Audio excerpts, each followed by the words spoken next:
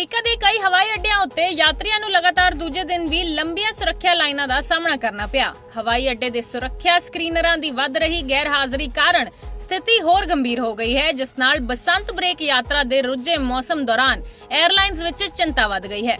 Houston hobby airport ਨੇ ਸੋਮਵਾਰ ਨੂੰ ਮੁੜ ਮਿਆਰੀ ਸੁਰੱਖਿਆ ਚੌਂਕੀਆਂ ਉੱਤੇ ਔਸਤ 3 ਘੰਟਿਆਂ ਦਾ ਉਡੀਕ ਸਮਾਂ ਦਰਜ ਕੀਤਾ। ਪਿਛਲੇ 2 ਦਿਨਾਂ ਦੌਰਾਨ ਕਈ ਅਮਰੀਕੀ ਹਵਾਈ ਅੱਡਿਆਂ ਤੋਂ ਆਮ ਨਾਲੋਂ ਕਾਫੀ ਵੱਧ ਲੰਬੀਆਂ ਲਾਈਨਾਂ ਦੀਆਂ ਰਿਪੋਰਟਾਂ ਮਿਲੀਆਂ ਹਨ। ਅਧਿਕਾਰੀਆਂ ਨੇ ਯਾਤਰੀਆਂ ਨੂੰ ਅਪੀਲ ਕੀਤੀ ਹੈ ਕਿ ਉਹ ਆਪਣੀ ਉਡਾਨਾਂ ਤੋਂ ਘੱਟ 3 ਤੋਂ 4 ਘੰਟੇ ਪਹਿਲਾਂ ਹਵਾਈ ਅੱਡੇ ਉੱਤੇ ਪਹੁੰਚਣ।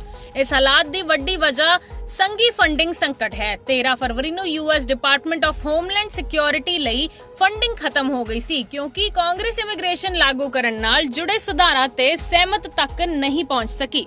ਫੰਡਿੰਗ ਰੁਕਣ ਕਾਰਨ ਕਈ ਸਰਕਾਰੀ ਏਜੰਸੀਜ਼ ਪ੍ਰਭਾਵਿਤ ਹੋਈਆਂ, ਜਿਨ੍ਹਾਂ ਵਿੱਚ ਟਰਾਂਸਪੋਰਟੇਸ਼ਨ ਸਿਕਿਉਰਿਟੀ ਐਡਮਿਨਿਸਟ੍ਰੇਸ਼ਨ ਵੀ ਸ਼ਾਮਿਲ ਹੈ।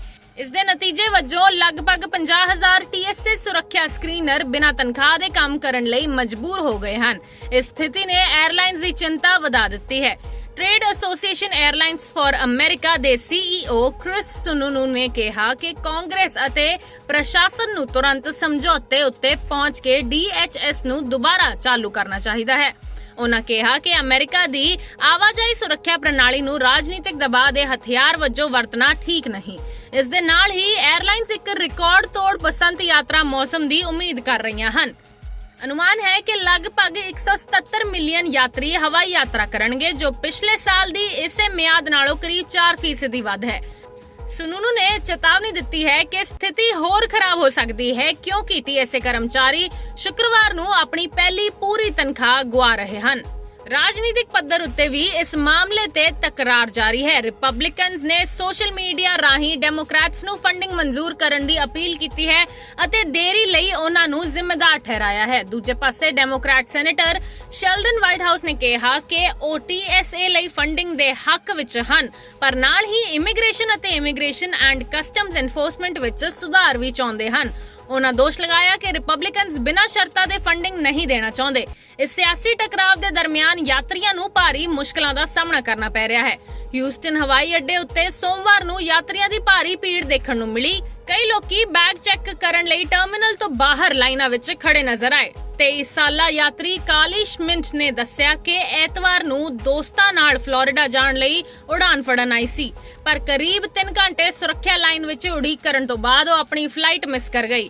ਹਵਾਈ ਅੱਡੇ ਦੇ ਸਟਾਫ ਦੀ ਸਲਾਹ ਉੱਤੇ ਉਹ ਸੋਮਵਾਰ ਨੂੰ 4 ਘੰਟੇ ਪਹਿਲਾਂ ਪਹੁੰਚੀ ਅਤੇ ਆਖਿਰਕਾਰ ਆਪਣੀ ਉਡਾਨ ਫੜ ਸਕੀ। ਕਾਰਲੀ ਨੇ ਕਿਹਾ ਕਿ ਇਸ ਵੇਲੇ ਮੈਂ ਸਿਰਫ ਕਿਸੇ ਵੀ ਜਹਾਜ਼ ਤੇ ਚੜ੍ਹ ਕੇ ਆਪਣੀ ਮੰਜ਼ਿਲ ਤੇ ਪਹੁੰਚਣਾ ਚਾਹੁੰਦੀ ਹਾਂ। ਅਮਰੀਕਾ ਦੇ ਕਈ ਹਵਾਈ ਅੱਡਿਆਂ ਉੱਤੇ ਯਾਤਰੀਆਂ ਨੂੰ ਲਗਾਤਾਰ ਦੂਜੇ ਦਿਨ ਵੀ ਲੰਬੀਆਂ ਸੁਰੱਖਿਆ ਲਾਈਨਾਂ ਦਾ ਸਾਹਮਣਾ ਕਰਨਾ ਪਿਆ। ਹਵਾਈ ਅੱਡੇ ਦੇ ਸੁਰੱਖਿਆ ਸਕਰੀਨਰਾਂ ਦੀ ਵੱਧ ਰਹੀ ਗੈਰ ਹਾਜ਼ਰੀ ਕਾਰਨ ਸਥਿਤੀ ਹੋਰ ਗੰਭੀਰ ਹੋ ਗਈ ਹੈ, ਜਿਸ ਨਾਲ ਬਸੰਤ ਬ੍ਰੇਕ ਯਾਤਰਾ ਦੇ ਰੁੱਝੇ ਮੌਸਮ ਦੌਰਾਨ 에ਅਰਲਾਈਨਜ਼ ਵਿੱਚ ਚਿੰਤਾ ਵੱਧ ਗਈ ਹੈ। ਹਿਊਸਟਨ ਹੌਬੀ 에ਅਰਪੋਰਟ ਨੇ ਸੋਮਵਾਰ ਨੂੰ ਮੁੜ ਮਿਆਰੀ ਸੁਰੱਖਿਆ ਚੌਂਕੀਆਂ ਉੱਤੇ ਔਸਤ 3 ਘੰਟਿਆਂ ਦਾ ਉਡੀਕ ਸਮਾਂ ਦਰਜ ਕੀਤਾ। ਪਿਛਲੇ 2 ਦਿਨਾਂ ਦੌਰਾਨ ਕਈ ਅਮਰੀਕੀ ਹਵਾਈ ਅੱਡਿਆਂ ਤੋਂ ਆਮ ਨਾਲੋਂ ਕਾਫੀ ਵੱਧ ਲੰਬੀਆਂ ਲਾਈਨਾਂ ਦੀਆਂ ਰਿਪੋਰਟਾਂ ਮਿਲੀਆਂ ਹਨ। ਅਧਿਕਾਰੀਆਂ ਨੇ ਯਾਤਰੀਆਂ ਨੂੰ ਅਪੀਲ ਕੀਤੀ ਹੈ ਕਿ ਉਹ ਆਪਣੀ ਉਡਾਨਾਂ ਤੋਂ ਘੱਟ 3 ਤੋਂ 4 ਘੰਟੇ ਪਹਿਲਾਂ ਹਵਾਈ ਅੱਡੇ ਉੱਤੇ ਪਹੁੰਚਣ। ਇਸ ਹਾਲਾਤ ਦੀ ਵੱਡੀ ਵਜ੍ਹਾ ਸੰਘੀ ਫੰਡਿੰਗ ਸੰਕਟ ਹੈ। 13 ਫਰਵਰੀ ਨੂੰ US department of homeland security ਲਈ ਫੰਡਿੰਗ ਖਤਮ ਹੋ ਗਈ ਸੀ, ਕਿਉਂਕਿ ਕਾਂਗਰਸ ਇਮੀਗ੍ਰੇਸ਼ਨ ਲਾਗੂ ਕਰਨ ਨਾਲ ਜੁੜੇ ਸੁਧਾਰਾਂ ਤੇ ਸਹਿਮਤ ਤੱਕ ਨਹੀਂ ਪਹੁੰਚ ਸਕੀ। ਫੰਡਿੰਗ ਰੁਕਣ ਕਾਰਨ ਕਈ ਸਰਕਾਰੀ ਏਜੰਸੀਜ਼ ਪ੍ਰਭਾਵਿਤ ਹੋਈਆਂ, ਜਿਨ੍ਹਾਂ ਵਿੱਚ ਟਰਾਂਸਪੋਰਟੇਸ਼ਨ ਸਿਕਿਉਰਿਟੀ ਐਡਮਿਨਿਸਟ੍ਰੇਸ਼ਨ ਵੀ ਸ਼ਾਮਿਲ ਹੈ। ਇਸ ਦੇ ਨਤੀਜੇ ਵਜੋਂ ਲਗਭਗ 50,000 TSA ਸੁਰੱਖਿਆ ਸਕਰੀਨਰ ਬਿਨਾਂ ਤਨਖਾਹ ਦੇ ਕੰਮ ਕਰਨ ਲਈ ਮਜਬੂਰ ਹੋ ਗਏ ਹਨ। ਇਸ ਸਥਿਤੀ ਨੇ 에ਅਰਲਾਈਨਜ਼ ਦੀ ਚਿੰਤਾ ਵਧਾ ਦਿੱਤੀ ਹੈ। ਟ੍ਰੇਡ ਐਸੋਸੀਏਸ਼ਨ 에ਅਰਲਾਈਨਜ਼ ਫਾਰ ਅਮਰੀਕਾ ਦੇ CEO ਕ੍ਰਿਸ ਸੁਨੂਨੂ ਨੇ ਕਿਹਾ ਕਿ ਕਾਂਗਰਸ ਅਤੇ ਪ੍ਰਸ਼ਾਸਨ ਨੂੰ ਤੁਰੰਤ ਸਮਝੌਤੇ ਉੱਤੇ ਪਹੁੰਚ ਕੇ DHS ਨੂੰ ਦੁਬਾਰਾ ਚਾਲੂ ਕਰਨਾ ਚਾਹੀਦਾ ਹੈ। ਉਨ੍ਹਾਂ ਕਿਹਾ ਕਿ ਅਮਰੀਕਾ ਦੀ ਆਵਾਜਾਈ ਸੁਰੱਖਿਆ ਪ੍ਰਣਾਲੀ ਨੂੰ ਰਾਜਨੀਤਿਕ ਦਬਾਅ ਦੇ ਹਥਿਆਰ ਵਜੋਂ ਵਰਤਣਾ ਠੀਕ ਨਹੀਂ। ਇਸ ਦੇ ਨਾਲ ਹੀ 에ਅਰਲਾਈਨਜ਼ ਇੱਕ ਰਿਕਾਰਡ ਤੋੜ ਬਸੰਤ ਯਾਤਰਾ ਮੌਸਮ ਦੀ ਉਮੀਦ ਕਰ ਰਹੀਆਂ ਹਨ। ਅਨੁਮਾਨ ਹੈ ਕਿ ਲਗਭਗ 177 ਮਿਲੀਅਨ ਯਾਤਰੀ ਹਵਾਈ ਯਾਤਰਾ ਕਰਨਗੇ, ਜੋ ਪਿਛਲੇ ਸਾਲ ਦੀ ਇਸੇ ਮਿਆਦ ਨਾਲੋਂ ਕਰੀਬ 4% ਵੱਧ ਹੈ। ਸੁਨੂਨੂ ਨੇ ਚੇਤਾਵਨੀ ਦਿੱਤੀ ਹੈ ਕਿ ਸਥਿਤੀ ਹੋਰ ਖਰਾਬ ਹੋ ਸਕਦੀ ਹੈ, ਕਿਉਂਕਿ TSA ਕਰਮਚਾਰੀ ਸ਼ੁੱਕਰਵਾਰ ਨੂੰ ਆਪਣੀ ਪਹਿਲੀ ਪੂਰੀ ਤਨਖਾਹ ਗੁਆ ਰਹੇ ਹਨ। ਰਾਜਨੀਤਿਕ ਪੱਧਰ ਉੱਤੇ ਵੀ ਇਸ ਮਾਮਲੇ ਤੇ ਤਕਰਾਰ ਜਾਰੀ ਹੈ। ਰਿਪਬਲਿਕਨਸ ਨੇ ਸੋਸ਼ਲ ਮੀਡੀਆ ਰਾਹੀਂ ਡੈਮੋਕ੍ਰੈਟਸ ਨੂੰ ਫੰਡਿੰਗ ਮਨਜ਼ੂਰ ਕਰਨ ਦੀ ਅਪੀਲ ਕੀਤੀ ਹੈ ਅਤੇ ਦੇਰੀ ਲਈ ਉਹਨਾਂ ਨੂੰ ਜ਼ਿੰਮੇਵਾਰ ਠਹਿਰਾਇਆ ਹੈ। ਦੂਜੇ ਪਾਸੇ Democrat senator Sheldon white house ਨੇ ਕਿਹਾ ਕਿ ਉਹ TSA ਲਈ ਫੰਡਿੰਗ ਦੇ ਹੱਕ ਵਿੱਚ ਹਨ, ਪਰ ਨਾਲ ਹੀ ਇਮੀਗ੍ਰੇਸ਼ਨ ਅਤੇ ਇਮੀਗ੍ਰੇਸ਼ਨ ਐਂਡ ਕਸਟਮਜ਼ ਐਨਫੋਰਸਮੈਂਟ ਵਿੱਚ ਸੁਧਾਰ ਵੀ ਚਾਹੁੰਦੇ ਹਨ। ਉਹਨਾਂ ਦੋਸ਼ ਲਗਾਇਆ ਕਿ ਰਿਪਬਲਿਕਨਸ ਬਿਨਾਂ ਸ਼ਰਤਾਂ ਦੇ ਫੰਡਿੰਗ ਨਹੀਂ ਦੇਣਾ ਚਾਹੁੰਦੇ। ਇਸ ਸਿਆਸੀ ਟਕਰਾਅ ਦੇ ਦਰਮਿਆਨ ਯਾਤਰੀਆਂ ਨੂੰ ਭਾਰੀ ਮੁਸ਼ਕਲਾਂ ਦਾ ਸਾਹਮਣਾ ਕਰਨਾ ਪੈ ਰਿਹਾ ਹੈ। ਹਿਊਸਟਨ ਹਵਾਈ ਅੱਡੇ ਉੱਤੇ ਸੋਮਵਾਰ ਨੂੰ ਯਾਤਰੀਆਂ ਦੀ ਭਾਰੀ ਭੀੜ ਦੇਖਣ ਨੂੰ ਮਿਲੀ। ਕਈ ਲੋਕੀ ਬੈਗ ਚੈੱਕ ਕਰਨ ਲਈ ਟਰਮੀਨਲ ਤੋਂ ਬਾਹਰ ਲਾਈਨਾਂ ਵਿੱਚ ਖੜੇ ਨਜ਼ਰ ਆਏ। 23 ਸਾਲਾ ਯਾਤਰੀ ਕਾਲੀ ਸ਼ਮਿੰਟ ਨੇ ਦੱਸਿਆ ਕਿ ਐਤਵਾਰ ਨੂੰ ਦੋਸਤਾਂ ਨਾਲ ਫਲੋਰੀਡਾ ਜਾਣ ਲਈ ਉਡਾਨ ਫੜਨ ਆਈ ਸੀ, ਪਰ ਕਰੀਬ 3 ਘੰਟੇ ਸੁਰੱਖਿਆ ਲਾਈਨ ਵਿੱਚ ਉਡੀਕ ਕਰਨ ਤੋਂ ਬਾਅਦ ਉਹ ਆਪਣੀ ਫਲਾਈਟ ਮਿਸ ਕਰ ਗਈ। ਹਵਾਈ ਅੱਡੇ ਦੇ ਸਟਾਫ ਦੀ ਸਲਾਹ ਉੱਤੇ ਉਹ ਸੋਮਵਾਰ ਨੂੰ 4 ਘੰਟੇ ਪਹਿਲਾਂ ਪਹੁੰਚੀ ਅਤੇ ਆਖਿਰਕਾਰ ਆਪਣੀ ਉਡਾਨ ਫੜ ਸਕੀ। ਕਾਰਲੀ ਨੇ ਕਿਹਾ ਕਿ ਇਸ ਵੇਲੇ ਮੈਂ ਸਿਰਫ ਕਿਸੇ ਵੀ ਜਹਾਜ਼ ਤੇ ਚੜ੍ਹ ਕੇ ਆਪਣੀ ਮੰਜ਼ਿਲ ਤੇ ਪਹੁੰਚਣਾ ਚਾਹੁੰਦੀ ਹਾਂ। ਅਮਰੀਕਾ ਦੇ ਕਈ ਹਵਾਈ ਅੱਡਿਆਂ ਉੱਤੇ ਯਾਤਰੀਆਂ ਨੂੰ ਲਗਾਤਾਰ ਦੂਜੇ ਦਿਨ ਵੀ ਲੰਬੀਆਂ ਸੁਰੱਖਿਆ ਲਾਈਨਾਂ ਦਾ ਸਾਹਮਣਾ ਕਰਨਾ ਪਿਆ। ਹਵਾਈ ਅੱਡੇ ਦੇ ਸੁਰੱਖਿਆ ਸਕਰੀਨਰਾਂ ਦੀ ਵੱਧ ਰਹੀ ਗੈਰ ਹਾਜ਼ਰੀ ਕਾਰਨ ਸਥਿਤੀ ਹੋਰ ਗੰਭੀਰ ਹੋ ਗਈ ਹੈ, ਜਿਸ ਨਾਲ ਬਸੰਤ ਬ੍ਰੇਕ ਯਾਤਰਾ ਦੇ ਰੁੱਝੇ ਮੌਸਮ ਦੌਰਾਨ 에ਅਰਲਾਈਨਸ ਵਿੱਚ ਚਿੰਤਾ ਵੱਧ ਗਈ ਹੈ।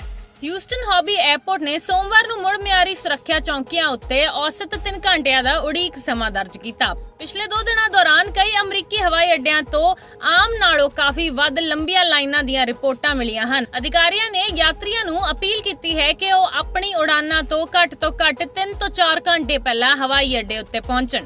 ਇਸ ਹਾਲਾਤ ਦੀ ਵੱਡੀ ਵਜ੍ਹਾ ਸੰਘੀ ਫੰਡਿੰਗ ਸੰਕਟ ਹੈ। 13 ਫਰਵਰੀ ਨੂੰ US department of homeland security ਲਈ ਫੰਡਿੰਗ ਖਤਮ ਹੋ ਗਈ ਸੀ, ਕਿਉਂਕਿ ਕਾਂਗਰਸ ਇਮੀਗ੍ਰੇਸ਼ਨ ਲਾਗੂ ਕਰਨ ਨਾਲ ਜੁੜੇ ਸੁਧਾਰਾਂ ਤੇ ਸਹਿਮਤ ਤੱਕ ਨਹੀਂ ਪਹੁੰਚ ਸਕੀ। ਫੰਡਿੰਗ ਰੁਕਣ ਕਾਰਨ ਕਈ ਸਰਕਾਰੀ ਏਜੰਸੀਜ਼ ਪ੍ਰਭਾਵਿਤ ਹੋਈਆਂ, ਜਿਨ੍ਹਾਂ ਵਿੱਚ ਟਰਾਂਸਪੋਰਟੇਸ਼ਨ ਸਿਕਿਉਰਿਟੀ ਐਡਮਿਨਿਸਟ੍ਰੇਸ਼ਨ ਵੀ ਸ਼ਾਮਿਲ ਹੈ। ਇਸ ਦੇ ਨਤੀਜੇ ਵਜੋਂ ਲਗਭਗ 50,000 TSA ਸੁਰੱਖਿਆ ਸਕਰੀਨਰ ਬਿਨਾਂ ਤਨਖਾਹ ਦੇ ਕੰਮ ਕਰਨ ਲਈ ਮਜਬੂਰ ਹੋ ਗਏ ਹਨ। ਇਸ ਸਥਿਤੀ ਨੇ 에ਅਰਲਾਈਨਸ ਦੀ ਚਿੰਤਾ ਵਧਾ ਦਿੱਤੀ ਹੈ। Trade association airlines for America ਦੇ CEO ਕ੍ਰਿਸ ਸੁਨੂਨੂ ਨੇ ਕਿਹਾ ਕਿ ਕਾਂਗਰਸ ਅਤੇ ਪ੍ਰਸ਼ਾਸਨ ਨੂੰ ਤੁਰੰਤ ਸਮਝੌਤੇ ਉੱਤੇ ਪਹੁੰਚ ਕੇ DHS ਨੂੰ ਦੁਬਾਰਾ ਚਾਲੂ ਕਰਨਾ ਚਾਹੀਦਾ ਹੈ। ਉਹਨਾਂ ਕਿਹਾ ਕਿ ਅਮਰੀਕਾ ਦੀ ਆਵਾਜਾਈ ਸੁਰੱਖਿਆ ਪ੍ਰਣਾਲੀ ਨੂੰ ਰਾਜਨੀਤਿਕ ਦਬਾਅ ਦੇ ਹਥਿਆਰ ਵਜੋਂ ਵਰਤਣਾ ਠੀਕ ਨਹੀਂ। ਇਸ ਦੇ ਨਾਲ ਹੀ 에ਅਰਲਾਈਨਸ ਇੱਕ ਰਿਕਾਰਡ ਤੋੜ ਬਸੰਤ ਯਾਤਰਾ ਮੌਸਮ ਦੀ ਉਮੀਦ ਕਰ ਰਹੀਆਂ ਹਨ। ਅਨੁਮਾਨ ਹੈ ਕਿ ਲਗਭਗ 177 ਮਿਲੀਅਨ ਯਾਤਰੀ ਹਵਾਈ ਯਾਤਰਾ ਕਰਨਗੇ, ਜੋ ਪਿਛਲੇ ਸਾਲ ਦੀ ਇਸੇ ਮਿਆਦ ਨਾਲੋਂ ਕਰੀਬ 4% ਵੱਧ ਹੈ। ਸੁਨੂਨੂ ਨੇ ਚੇਤਾਵਨੀ ਦਿੱਤੀ ਹੈ ਕਿ ਸਥਿਤੀ ਹੋਰ ਖਰਾਬ ਹੋ ਸਕਦੀ ਹੈ, ਕਿਉਂਕਿ TSA ਕਰਮਚਾਰੀ ਸ਼ੁੱਕਰਵਾਰ ਨੂੰ ਆਪਣੀ ਪਹਿਲੀ ਪੂਰੀ ਤਨਖਾਹ ਗੁਆ ਰਹੇ ਹਨ।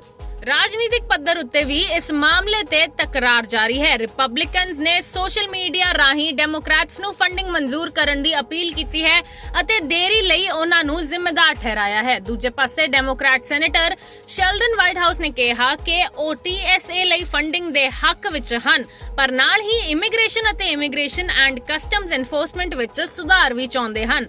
ਉਹਨਾਂ ਦੋਸ਼ ਲਗਾਇਆ ਕਿ ਰਿਪਬਲਿਕਨਸ ਬਿਨਾਂ ਸ਼ਰਤਾਂ ਦੇ ਫੰਡਿੰਗ ਨਹੀਂ ਦੇਣਾ ਚਾਹੁੰਦੇ। ਇਸ ਸਿਆਸੀ ਟਕਰਾਅ ਦੇ ਦਰਮਿਆਨ ਯਾਤਰੀਆਂ ਨੂੰ ਭਾਰੀ ਮੁਸ਼ਕਲਾਂ ਦਾ ਸਾਹਮਣਾ ਕਰਨਾ ਪੈ ਰਿਹਾ ਹੈ। ਹਿਊਸਟਨ ਹਵਾਈ ਅੱਡੇ ਉੱਤੇ ਸੋਮਵਾਰ ਨੂੰ ਯਾਤਰੀਆਂ ਦੀ ਭਾਰੀ ਭੀੜ ਦੇਖਣ ਨੂੰ ਮਿਲੀ। ਕਈ ਲੋਕੀ ਬੈਗ ਚੈੱਕ ਕਰਨ ਲਈ ਟਰਮੀਨਲ ਤੋਂ ਬਾਹਰ ਲਾਈਨਾਂ ਵਿੱਚ ਖੜੇ ਨਜ਼ਰ ਆਏ। 23 ਸਾਲਾ ਯਾਤਰੀ ਕਾਲੀ ਸ਼ਮਿੰਟ ਨੇ ਦੱਸਿਆ ਕਿ ਐਤਵਾਰ ਨੂੰ ਦੋਸਤਾਂ ਨਾਲ ਫਲੋਰੀਡਾ ਜਾਣ ਲਈ ਉਡਾਨ ਫੜਨ ਆਈ ਸੀ, ਪਰ ਕਰੀਬ 3 ਘੰਟੇ ਸੁਰੱਖਿਆ ਲਾਈਨ ਵਿੱਚ ਉਡੀਕ ਕਰਨ ਤੋਂ ਬਾਅਦ ਉਹ ਆਪਣੀ ਫਲਾਈਟ ਮਿਸ ਕਰ ਗਈ। ਹਵਾਈ ਅੱਡੇ ਦੇ ਸਟਾਫ ਦੀ ਸਲਾਹ ਉੱਤੇ ਉਹ ਸੋਮਵਾਰ ਨੂੰ 4 ਘੰਟੇ ਪਹਿਲਾਂ ਪਹੁੰਚੀ ਅਤੇ ਆਖਿਰਕਾਰ ਆਪਣੀ ਉਡਾਨ ਫੜ ਸਕੀ। ਕਾਰਲੀ ਨੇ ਕਿਹਾ ਕਿ ਇਸ ਵੇਲੇ ਮੈਂ ਸਿਰਫ ਕਿਸੇ ਵੀ ਜਹਾਜ਼ ਤੇ ਚੜ੍ਹ ਕੇ ਆਪਣੀ ਮੰਜ਼ਿਲ ਤੇ ਪਹੁੰਚਣਾ ਚਾਹੁੰਦੀ ਹਾਂ। ਸਾਡਾ ਹਰ ਇੱਕ ਪ੍ਰੋਗਰਾਮ ਦੇਖਣ ਤੇ ਸਾਡੇ ਨਾਲ ਜੁੜਨ ਲਈ ਸਬਸਕ੍ਰਾਈਬ ਕਰੋ ਚੈਨਲ ਪੰਜਾਬੀ ਤੇ ਨੋਟੀਫਿਕੇਸ਼ਨ ਲਈ ਬੈਲ ਆਈਕਨ ਵਾਲੇ ਬਟਨ ਤੇ ਕਲਿੱਕ ਕਰੋ।